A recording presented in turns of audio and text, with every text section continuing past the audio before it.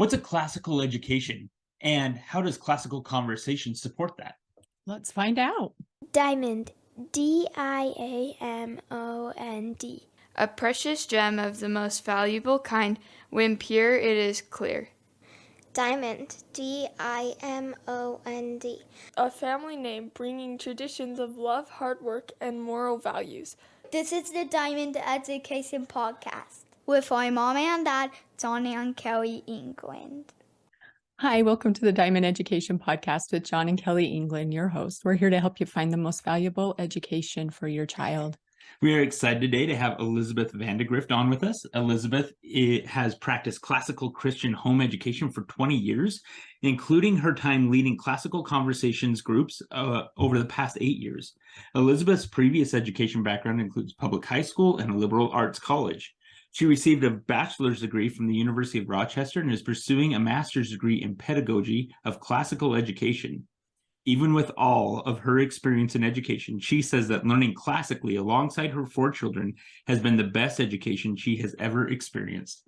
ElizaBeth, welcome to the Diamond Education Podcast. Thank you. Thank you for having me today. I'm excited for our conversation. Yeah, we're excited to have you on as well. And we always like to begin with the question, what is education? Yes, this question has made my mind wander quite a lot over the past couple of weeks in thinking about preparation. And so some of the sources that I considered were Chesterton and David Hicks, who I really just appreciate his writings on education and reform of education. And also Doug Wilson, that's one of the authors that I also study about this topic. So all of those tend to have a classical bent, as you may know. So I needed to check a little wider and think about, beyond my narrow world of education, what else do people think?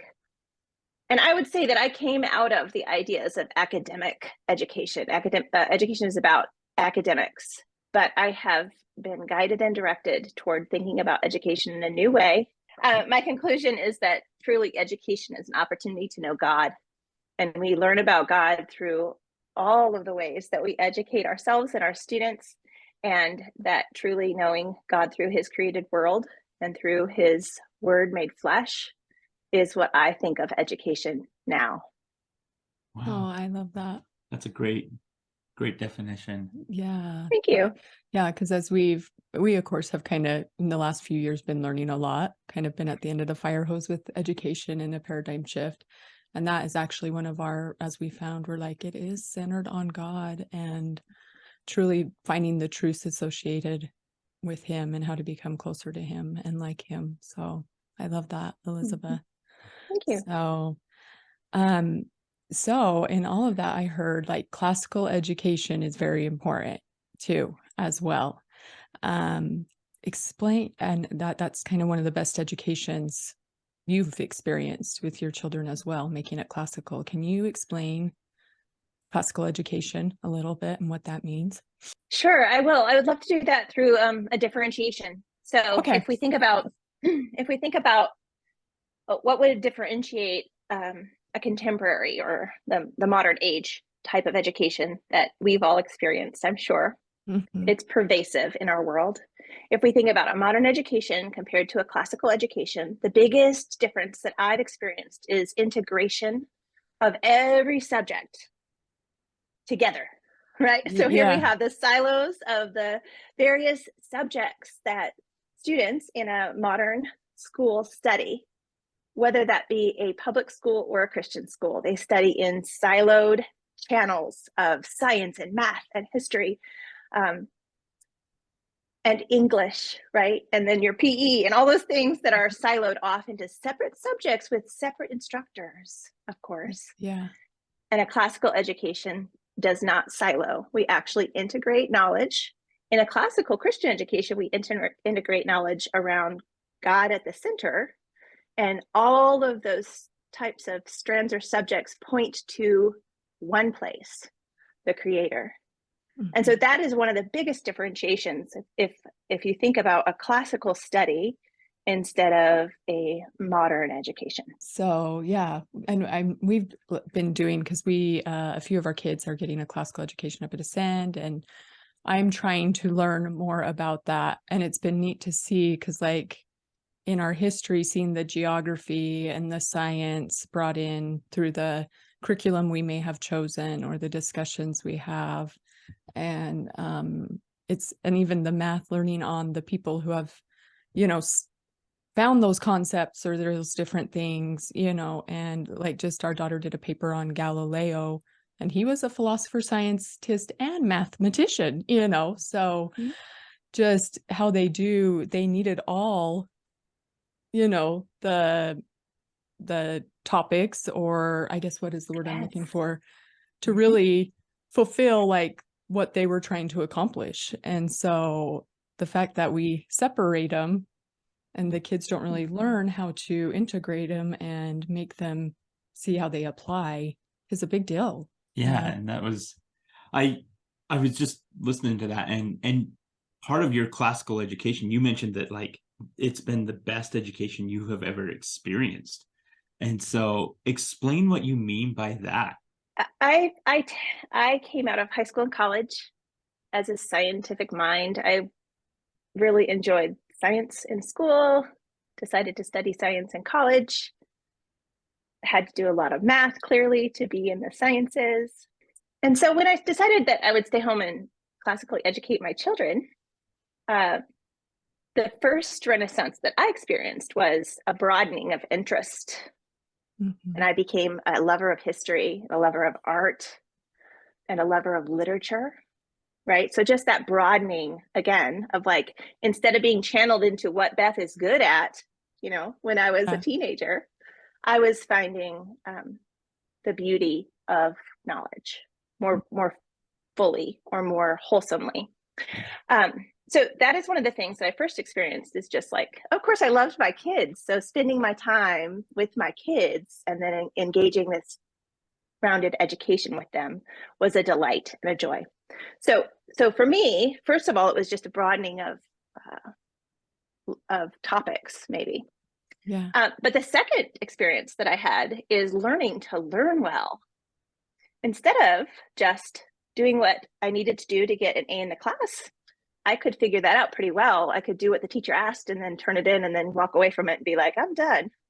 Yeah. Instead of that, I learned how to take a whole topic, or let's just say a whole book, and break it down into parts, and then figure the grammar of those parts, and then start to work the dialectic of those parts together, making those connections that we were just talking about. And then here's the beauty of being the homeschool teacher, right? In your own homeschool, is you become rhetorical, right? You're excited about it. You figured out the parts. You figured out how to work them together. You help your children figure that out for themselves. And that's the beauty of rhetoric right there. Yeah. Is that when you know something well enough to hand it on to another person, whether to persuade them, which is what education is. Yeah. Or to just pass along a skill or a nugget of knowledge. That's the rhetoric stage. So practicing that for a long time really has changed my outlook on learning anything, right? Because it's not just the history book. I loved Story of the World for a very long time. That was our spine practice in my home. And practicing that alongside my children for many years really has equipped me to apply those same skills of the trivium, to anything that I want to learn. So it's truly liberating. And I think that's why I say it's the best education I've had, because it's liberating.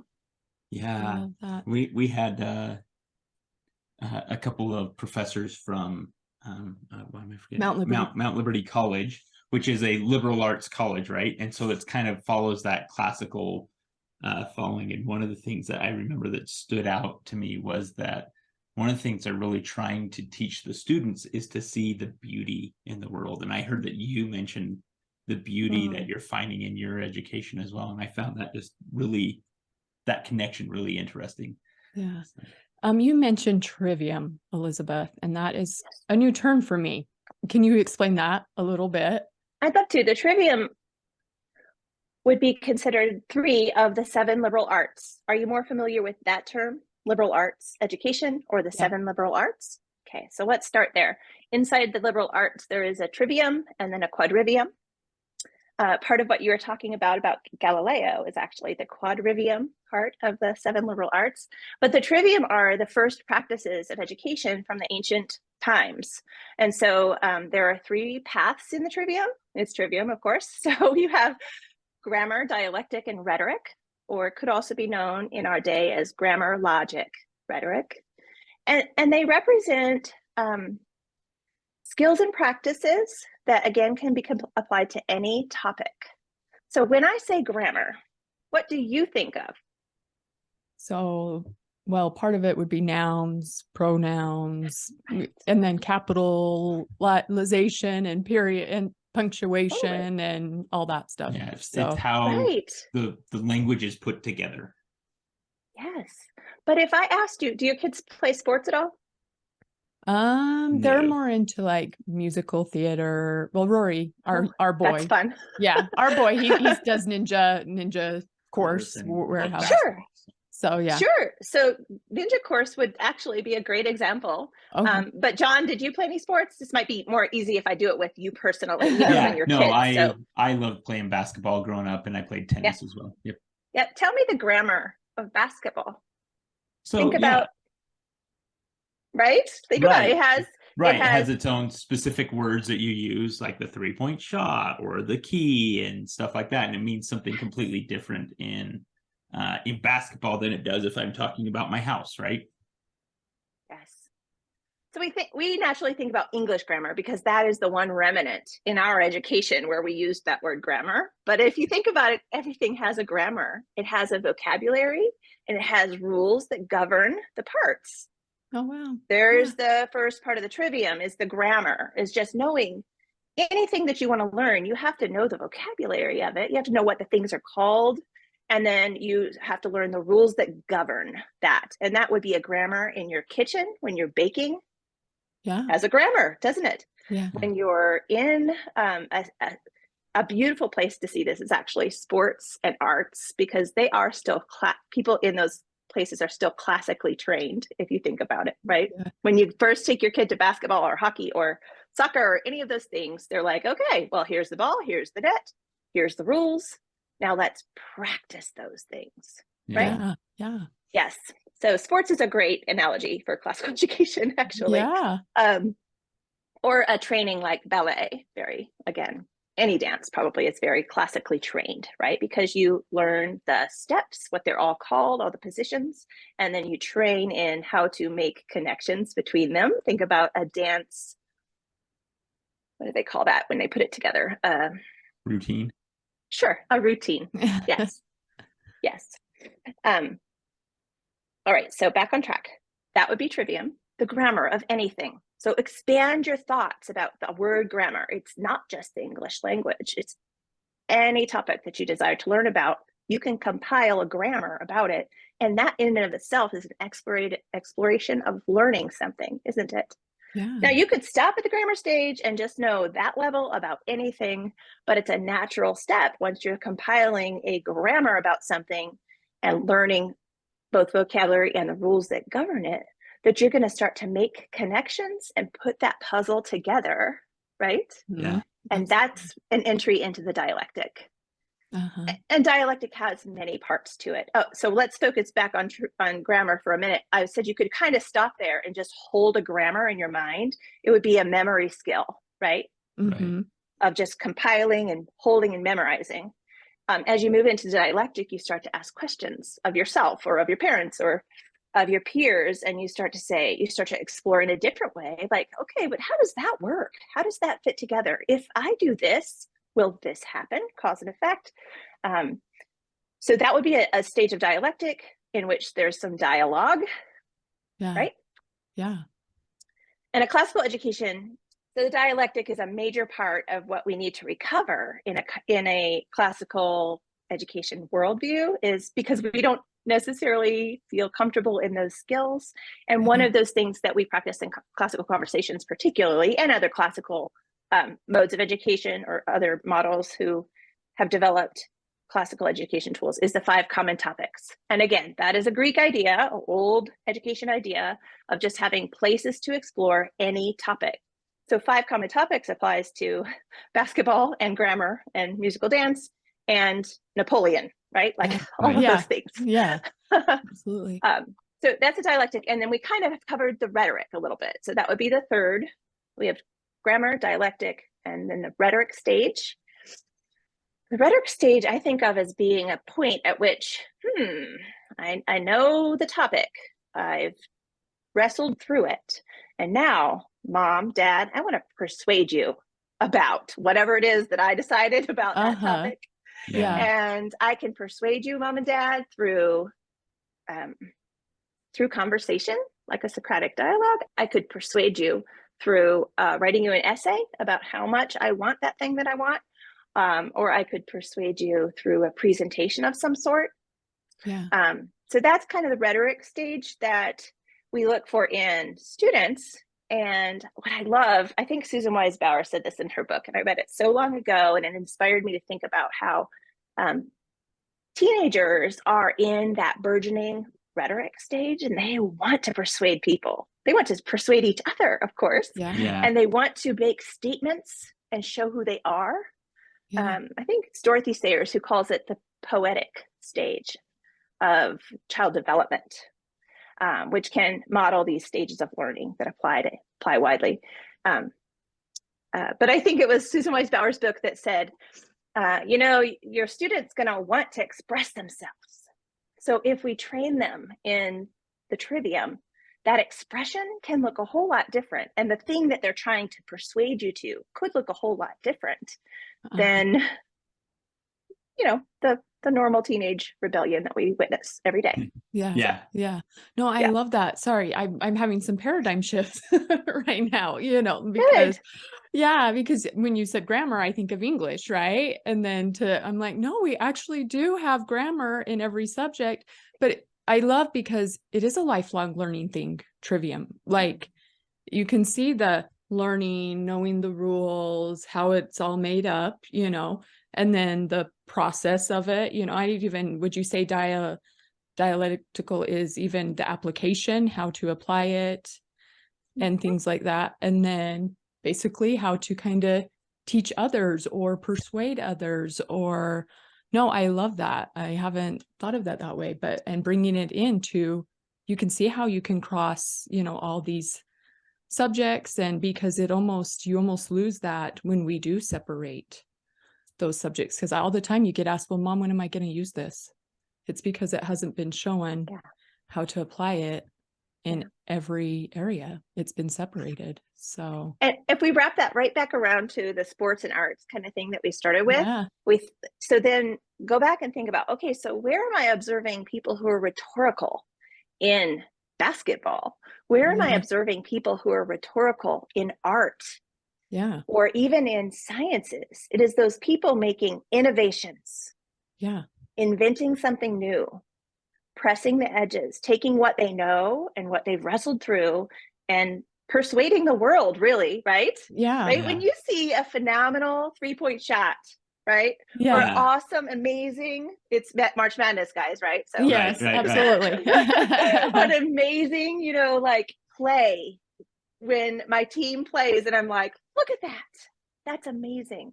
That's this rhetorical persuasion, and it's raising an energy in me, an emotional response. It's this beautiful thing. Again, we're back to beauty. When you see someone being rhetorical and you think, look at that mastery, and look at the ways that they're using that gifting from God to inspire the world. I just really think that's an amazing experience. So I look for those things. No, I love it because if you think about it, God is all too. And so it's all connected, and it should be, and it all points to God. Like this last year, I've gotten into, been getting into astronomy and especially those new images coming out, and there's the star creator, and I'm like, how can you not see God and our creator in all of this, and how, and it is all connected, but Are you it's thinking of that nebula that looks like yes, the the fingers? nebula, It's the star amazing. creator. Yes. Yeah, everything. Well, and then even as we've read one night with our kiddos, we pulled out the Bible and went to scriptures that point to the creation. And, I've now they got me an astronomy book and different things and just different. It's so interesting once you find the connections, and it's bringing, because I do believe that this was in us and we knew this, and when we came to earth, we forgot a lot, but you can the enlightenment as you read, even as you're talking about grammar, and it was like, it all connected again. You know what I'm saying? Like, that makes sense, like, of how this all works. So, no, thank you, Elizabeth. That was an awesome explanation on all of that. No, that's great. So you guys can practice using different examples as your trivium explanation now. Yeah. No, I'm excited because we grew up in the traditional system, and we've had paradigm shifts, and I've studied the Socratic method, and but when you go to apply it, it's a little tricky at times, like with a second grader and or things like that. So I love your explanation because it made it made more sense to me. So on the grammar of everything and the dialectical and then the rhetoric. So, and I would recommend to you guys to look up the Lost Tools of Learning, an essay by Dorothy Sayers. She was a contemporary of C.S. Lewis and Tolkien in that time, the 1940s and 50s. And she gives a very beautiful description of how the trivium matches with student development, with child's development, right? Like she goes through the pulpit stage, the grammar stage, the pert stage, which is that dialectic, and then that poetic I had mentioned for the rhetorical. However, let's just remark that applies to all of us in anything that we learn. Absolutely. So now you could probably also take an inventory of the things that you feel like you are in the grammar stage of. Yeah. The things that you're like, I'm wrestling through these things and trying to figure out how they work together. And then the things that you've become rhetorical at. And that's a beautiful time to spend, as a personal inventory of kind of temperature taking on where you are with things. Absolutely. Yeah. Well, and going back to it's a lifelong learning, like if you understand that trivium, at a young age, and then it does spark that like constant learning and how to apply it and that love of it. I've done some kind of research into what school used to look like, and back in the founding of our country, the intent of it was to get students to the point to where they could debate about the ideas. It wasn't just, hey, do you know how to do the quadratic equation? It was, let's have a debate about why it works that way, and let's explain it, and let's be able to, it was moving beyond just this idea of like knowing things, but also like being able to talk intelligently about them and persuade others to your way of thinking. And I believe that's part of like why you started to see things like the Enlightenment take place or the Renaissance, is because people started to know more things and they could understand them better and make the connections and then be able to debate about them and elevate their ideas, right? Yes, and do things like invent a new way of governing a nation. Right. Absolutely. All of our founding fathers had more classical than my initial education. Yeah.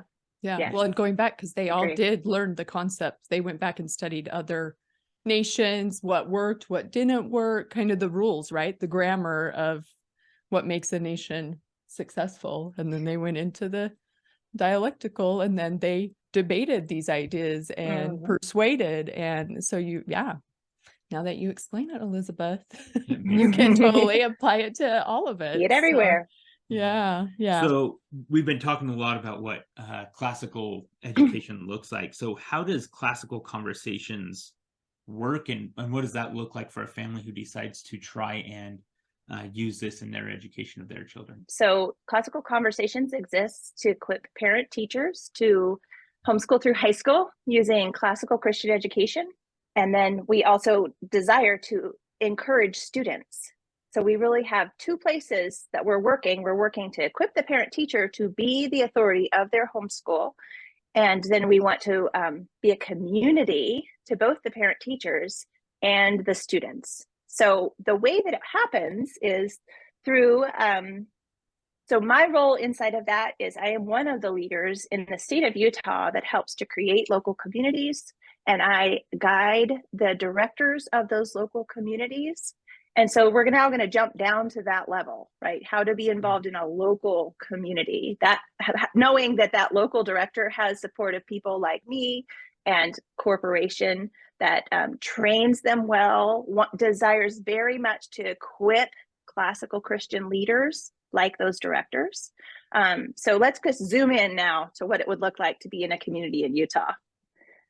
So a local CC community meets one day a week for 24 to 30 weeks during an academic year. So we tend to meet between end of August and end of April. However, we aren't a school at all.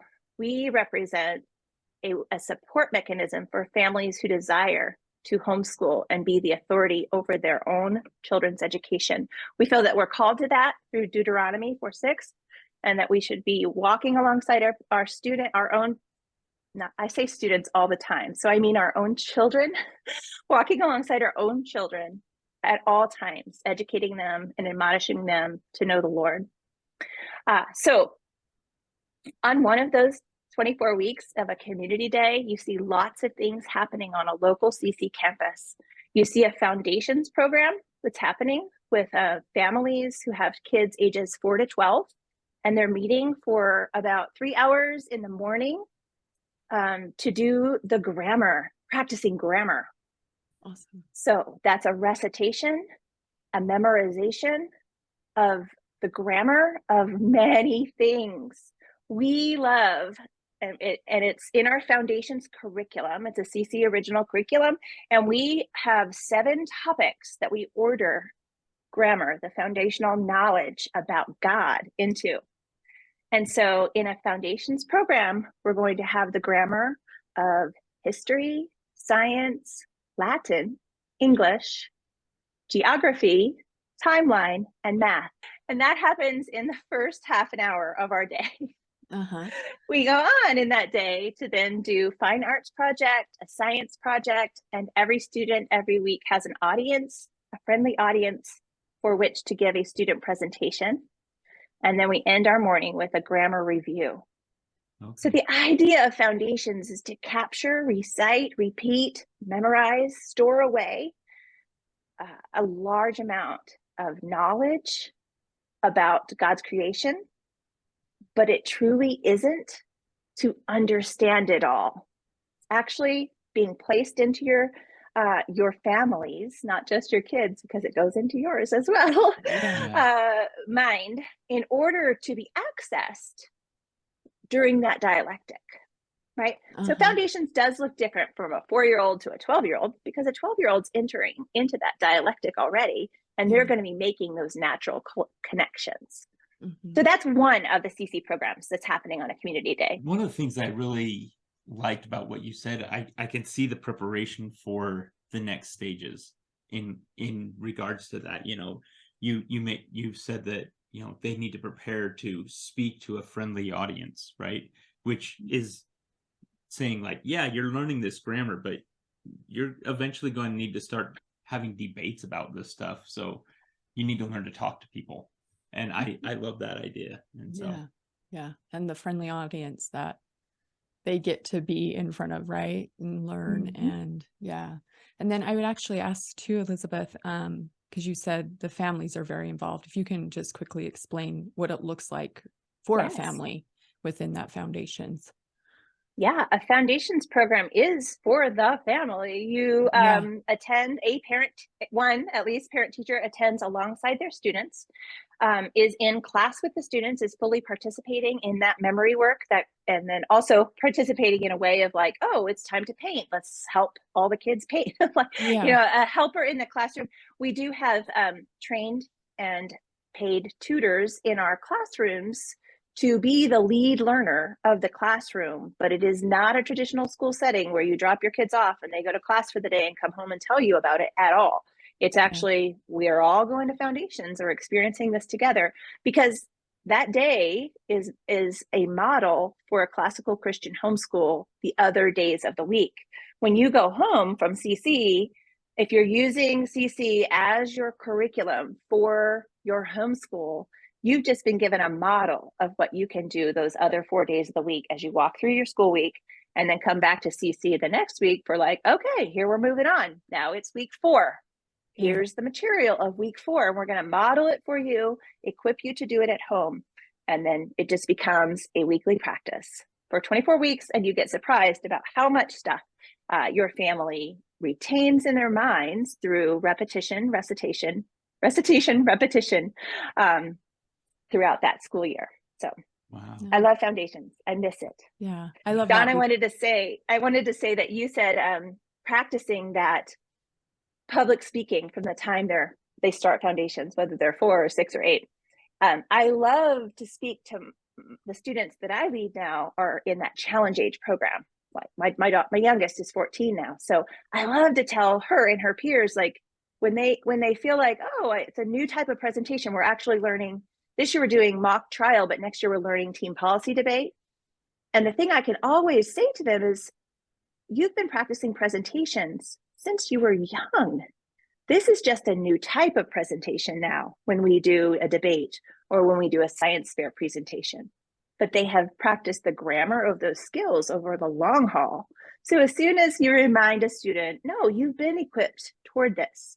This is a new category of that skill that you already own. Yeah. Really beautiful. So you mentioned the challenge, and is that the next step after the Foundations then, is the challenge stage? It's a beautiful way to view that, actually. Foundations prepares students for challenge programs. It's actually designed that way. Lee Bortons, the founder of Classical Conversations, had teenage students who were looking her in the eye thinking, I don't know if my mom knows everything that I think she knows anymore.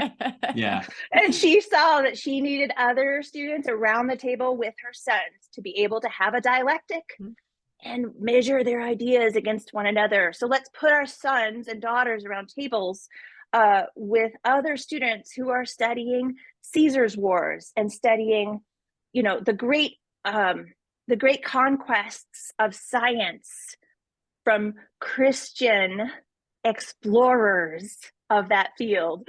And let's put them around the table to talk about have rhetorical conversations about math, not just find the answer to a math problem, but actually discover the why those rules do that and allow us to know God more through this beautiful description of his universe that we call mathematics.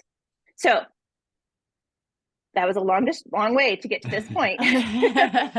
So yes, Foundations is designed exactly to give us the grammar to access in those conversations. She actually did Classical Conversations Challenge program with her older sons, and then went back and said, oh, these are all of the things that I wish I could pluck out of their minds, all the categories, all the pieces of grammar about, again, science, history, geography, all those seven ways of organizing information. So yes, you walk out of Foundations and your student is prepared for challenge, but also, yes, there is another step. So let's back up just for a moment and talk about the Essentials program that happens in the afternoons of a CC Community Day. So I had said Foundations is from 9 to 12 approximately. We have a 1-hour fellowship lunch. The whole campus just enjoys one another for an hour or so. And then we go back inside in the afternoon with families. Again, parent-teacher is involved here. Families who have students ages 9, 10, 11, 12. Those are those burgeoning dialectic kids. And we want to teach them some new skills in our homeschools. And we want to come to CC Community Day to be equipped to do that. And the Essentials program, again, it uses 2 curriculums. One is a CC Original, which is EEL, the Essentials of the English Language. There's your English grammar. The one that we really remember still, that's that book. Yeah. However, I will say it's the most thorough grammar I ever experienced. Oh, wow. And I thoroughly have enjoyed my years in Essentials mastering the English language through that grammar book. The middle part of that program is a 30-minute math game time that the students all really enjoy, and it is designed to increase their numeracy, their mental calculations, quick calculations in mathematics. And then the second part of that course, or the third part of that course, is Andrew Pudewa's IEW program, which I know you guys already know about because I've listened to your podcast. Yeah. We're big Andrew fans. We fortunately, IEW is part of our curriculum, and the Institute for Excellence in Writing partners with us to awesome. to make a curriculum that matches our cycles in classical conversations. So we have a cycle that's ancient, Middle Ages, and then US history specific, and they have created this to lay alongside those cycles. It's very beautiful. So Essentials is that bridge program that takes students who are reciting grammar, right, learning and making connections, and it helps them be prepared to write about it well through IEW, to understand the English language well so that they can write great sentences, master the English language, and that program is setting them up to learn Henley Latin in the challenge years. And so that's our Essentials program. Again, ages 9, 10, 11, 12-year-olds with their parent teacher sitting beside them, active in the class. Okay, so that's Essentials. So let's hear about the challenge students. Oh, yeah, I was going to say, you want to stop there, or you want to move on let's in? hear about it. So yes, very exciting to have a 12, 13, 14-year-old in your home. I'm sure you, maybe you guys already know that. They are ready to debate, ready to argue, ready to ask all those questions of why, and want a good defense from you as the parent, right? Yeah. Or from their peers even. So at age 12 by September 30th, students become eligible for our challenge program. Challenge sounds different than a school system, right? But I'll just give you an equivalency. Challenge A would be like a 7th grader. B is an 8th grader. And then 1, 2, 3, 4 would be similar to the 4 years of high school, right? Just so you have kind of an age range of what that looks like. That we need to understand that challenge A is not like, oh, now you're rhetorical. That is not at all what it is. No. Yeah. It's actually coming out of foundations and becoming able to, instead of just memorizing the things that are ordered for you, it's being able to organize grammar of topics that aren't handed to you anymore, right? So one of the things we actually memorize in Challenge A in CC classrooms every year is the whole world, geography, right? Countries, capitals, both political boundaries and geographical boundaries of every continent. And it's an exciting course that we do over the course of 30 weeks. And at the end of 30 weeks, the students sit down and draw the entire world from memory. So we're using a new skill of memory in that process, because we actually call that course cartography. And we are tracing maps until we can get off the tracing and draw it by hand, and then closing the book and drawing it from memory. Oh, wow. And you would be surprised how that repetition of doing that every week grows your brain. Like you really, literally, I think I could just hear their neurons growing in class. It was so exciting. That's cool. Yes. And the goal isn't to draw the world perfectly at all. It's actually to learn this skill of how to hold a lot of information in your brain and how to order it. And it really develops that idea of spatial memory. So when you say to me, maybe a child's not ready for that, I want to just say, as they practice it, they will grow in that skill. I think it's a modern education idea of like, I have to get an A in it or else I failed. And I kind of look at that oppositely. After a while, I kept thinking about how, after homeschooling my kids, I kept thinking about how like I got a lot of A's in school, but I probably didn't grow as much as if I were having to earn that A in school, right? Having to grow through is the thing about education, is making discoveries and owning them for yourself. But I think going back to Andrew Pudewa, it's kind of that process over product. It's not about getting the A. It's about understanding the process. Does the child understand the grammar, the trivium, like you said? After you've said that, I'm like, oh, so it is process over the product. It is. And when we can actually see, and the beauty of homeschooling your own kids is to see that growth in them, right? And to be able to celebrate that as they grow. The other thought I was having is that, change comes out of frustration. Absolutely. Yeah. So if we're not rubbing against the boundaries, then we are really not making progress at all, right? We're just, I can reproduce something, and it's no longer a frustration to me. And that's why Andrew Pudewa's phrase that he uses all the time, easy plus one, has become just like a widespread mantra in my homeschool, because it's true. I wouldn't throw the whole book at him and say, master this. I just go, okay, here's the first step. Let's practice this step until it becomes easy. And then we see, okay, we've got that. Let's move on. Let's expand our study and practice this step now and add to. And that's really how we create the progress. Yeah.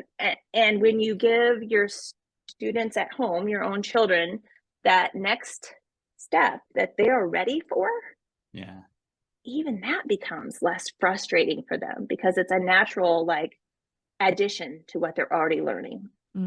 And so I want to give you one detail about classical conversations challenge programs. It's just a slightly different from our foundations and essentials. That is a whole family operation. A parent teacher is in class learning alongside their kids every single week. And in challenge, the students can come to class independently, because oftentimes mom or dad is with the younger students in foundations and essentials. So these students are operating in that round table with their peers around the table with them, and an adult facilitator in that room, who is the challenge director, who is facilitating those conversations over the years. Does that make sense? No, slightly different, but yeah, I love that, because if you think about it, it is preparing them for the next step, because mom and dad aren't going to go with them and follow them as much after high school, right? So it's preparing them with peers. And to me, I love that, because even my high schoolers now, I'm not as involved in theirs as my kids that I'm sitting, my second grader and fourth grader, where I'm on the ground with, we're on the ground doing things together, and, they can, and investing that time. And I say there is a natural to that age where they do want to do things more on their own. It's kind of that autonomy of to leave the nest. Right? And so it's this idea of I don't need mom and dad there. I'm ready to go out and try some things on my own. And so I think I love that idea of that within the challenge. Yeah. So the teacher is still the parent at home, right? Because in classical conversations, you're in community one day a week, right? But you get the partnership of a tutor helping with that accountability with your student, because you have another adult involved, accountability with your student, and then equipping for you. Again, our goal is to equip the parent teachers. So a challenge director comes alongside the family, the parent teacher, and the student, to equip the parent teacher and to encourage the student. Still makes sense, right? I mean, absolutely. Because I would say even with our team, they come and they are having conversations with us about what they learned and the rhetoric, right? Practicing those conversations and everything like that. I can't, our 17-year-old is constantly trying to persuade and get her ideas out. So